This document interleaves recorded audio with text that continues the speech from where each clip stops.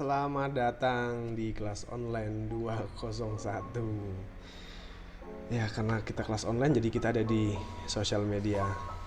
Ya, ada banyak sosial media. Kami ada di mana-mana. Ini intro, kalian menyimak satu pendahuluan dari kelas online 201 untuk pengantar sosiologi. Ada banyak seri nantinya. Cuman serial yang pertama adalah pengantar sosiologi yang kita bagi menjadi 3 bagian. Dan namanya pengantar, ini baru perkenalan ya. Baru saling kenal dulu deh. Makanya kalian bisa temukan kami di YouTube, di Instagram, di Twitter, di Spotify. Kalian bisa cari di podcast kelas online 201. Kemudian kita juga kasih linknya untuk WhatsApp, untuk Gmail, dan kita punya page di Facebook kelas online 201 juga. Jadi ya, terserah kalian terbiasa yang mana ya. Oke, itu mengapa kita kelas online 201? Oke ya, ada beberapa yang bertanya-tanya kenapa harus kelas online 201. Oke.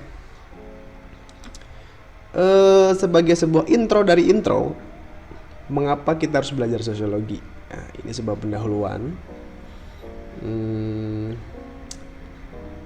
Sebenarnya sosiologi itu manfaatnya untuk gimana sih, gitu kan? Nah, maka yang pertama kita coba cari referensi yang agak bergengsi dikit ya. Yang pertama dari sociology.fes.harvard.edu page/undergraduate. Ini semacam website resminya Fakultas Sosiologi ya di Harvard University. Nah, mereka punya sedikit penjelasan ya, bukan satu, banyak.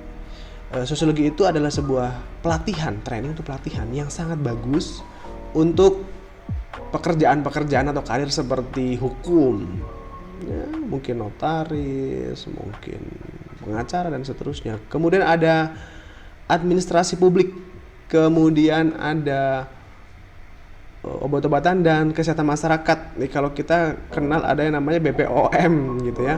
Kemudian ada periklanan dan marketing gitu.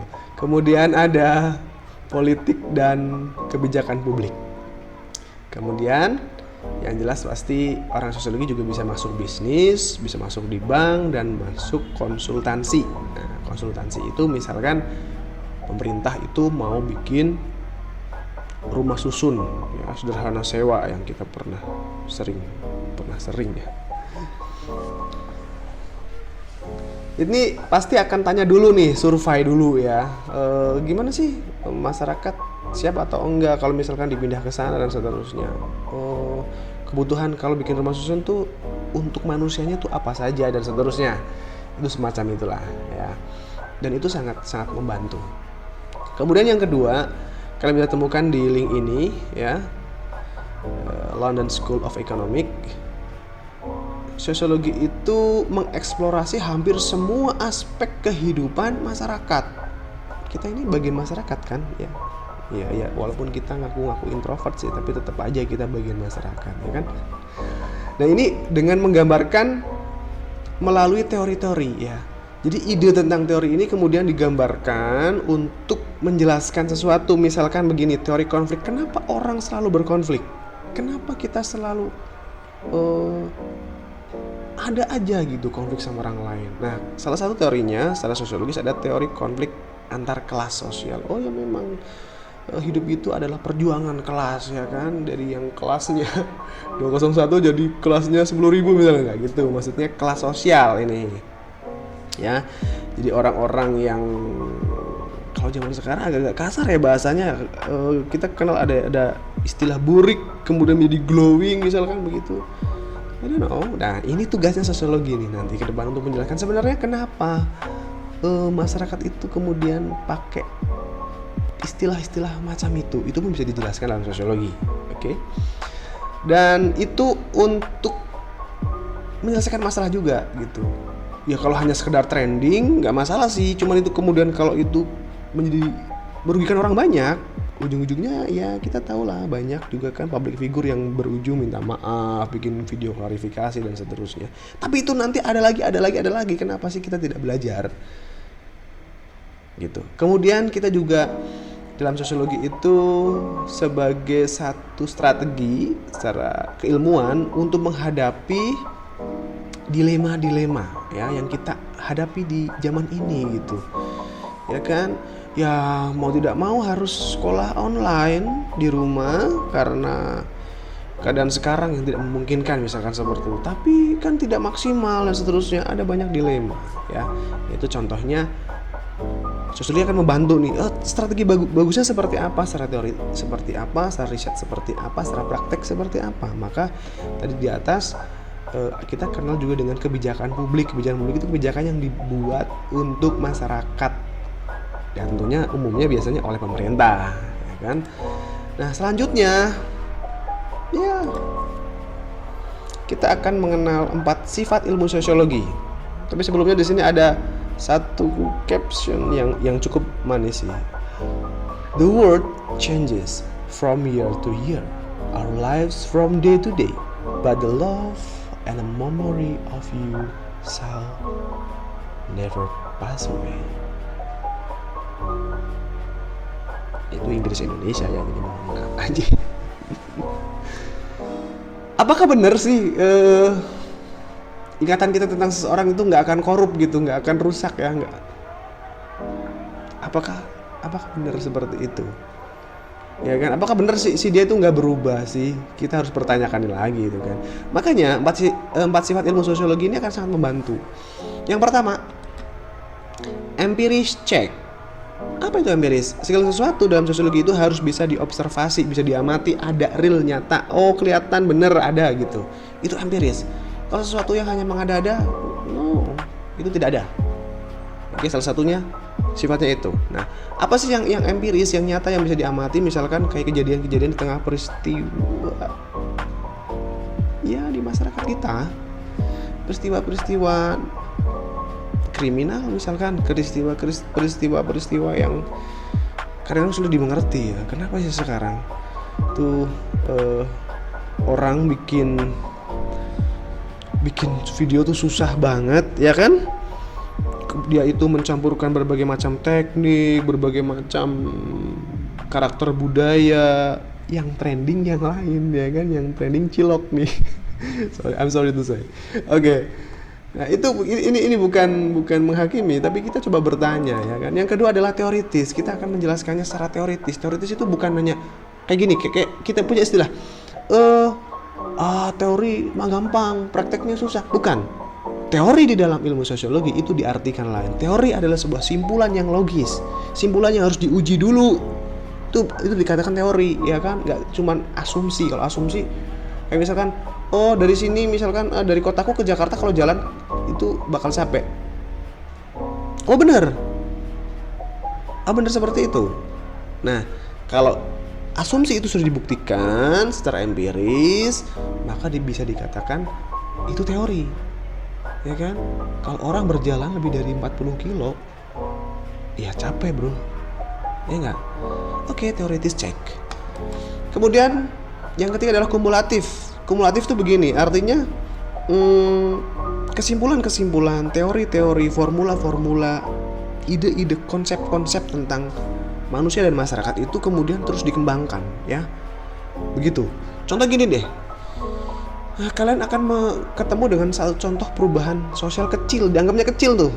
Ya, pada konsep sosiologi zaman dulu jadul, perubahan tentang konsep berpakaian itu dianggapnya kecil, tapi kalau sekarang kita punya Instagram, kita punya YouTube, kita punya segala macam media sosial.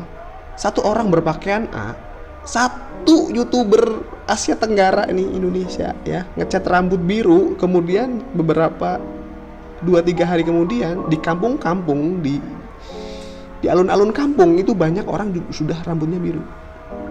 Gitu loh. Artinya kita tidak bisa berpatokan lagi pada teori-teori yang pada masyarakat yang zaman dulu. Enggak. Yang namanya fashion, yang namanya gaya hidup sekarang oke, mungkin sederhana, tetapi itu impactnya, dampaknya sangat besar. Ya nggak sih? Karena kita punya media power. Oke, cumulative check. Kemudian kita ngomong non etis. Nah, non etis ini maksudnya begini, sosiologi itu tidak akan ngejudge nih, oh harusnya itu begini nih, harusnya akan begitu. Tidak, kita akan ngomong apa adanya, ya kan. Kita akan ngomong berdasarkan kenyataan yang ada, gitu maksudnya. Nggak cuman oh nggak boleh itu kita ngebahas tentang prostitusi, kita membahas tentang kriminalitas, enggak. Loh, itu kan ada dalam hidup kita, ya kan? Kita tabu lah kalau ngomong pendidikan seksual misalkan. Pendidikan seks itu tabu bagi kita. Loh, tapi nyatanya seksual itu memang harus diberikan secara baik gitu, ya kan? Nggak cuman kalau kita ketemu dengan kata-kata seks itu langsung ingetnya itu pemersatu bangsa, nggak begitu. Nggak begitu, itu harus kita ubah, konsep-konsep gitu harus kita ubah, bro. Ya, gitu. Jangan ya, kita harus non etis. Kita tidak membicarakan ini buruk, ini baik, tidak. Kita ngomong apa adanya nih. Sebenarnya kalau kita ketemu seks, kita ketemu kata-kata seks gitu ya, itu kita harus membicarakan tentang kesehatan. Misalkan kita mungkin ya harusnya lebih fairnya itu membicarakan tentang pelanggaran, tentang perilaku menyimpang. Itu lebih adil gitu, lebih fair gitu kan, nggak langsung pemersatu bangsa aja kepikirannya, nggak begitu. Itu yang harus kita ubah sama-sama ya. Oke. Kalian boleh kasih kok masukan, kritik atau apa ya, semacam pendapat kalian, tanggapan kalian di komen ya tentang hal ini ya. Itu nanti akan jadi asik gitu kan. Kemudian apa yang harus kita lakukan? 4 BSD.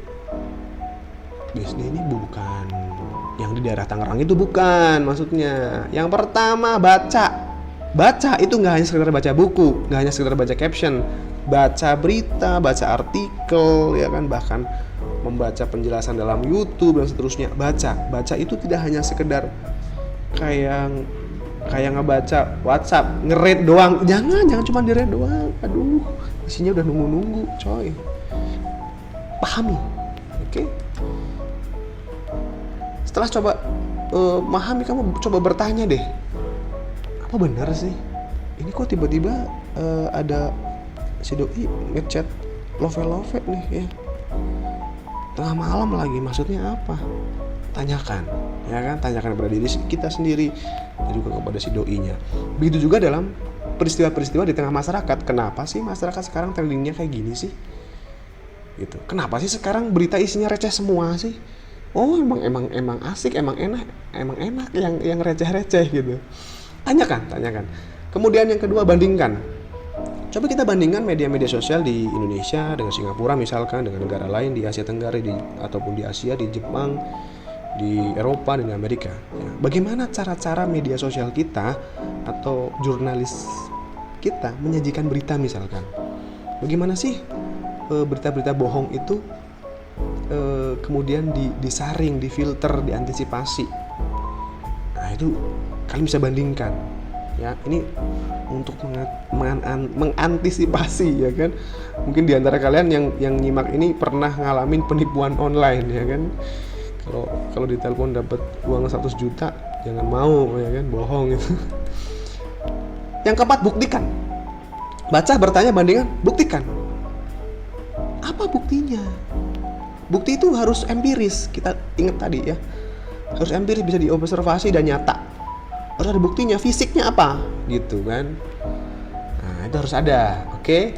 Kemudian yang terakhir kita simpulkan dan repeat. Oke. Kita akan semakin meningkat tuh cara-cara berpikirnya. Oke.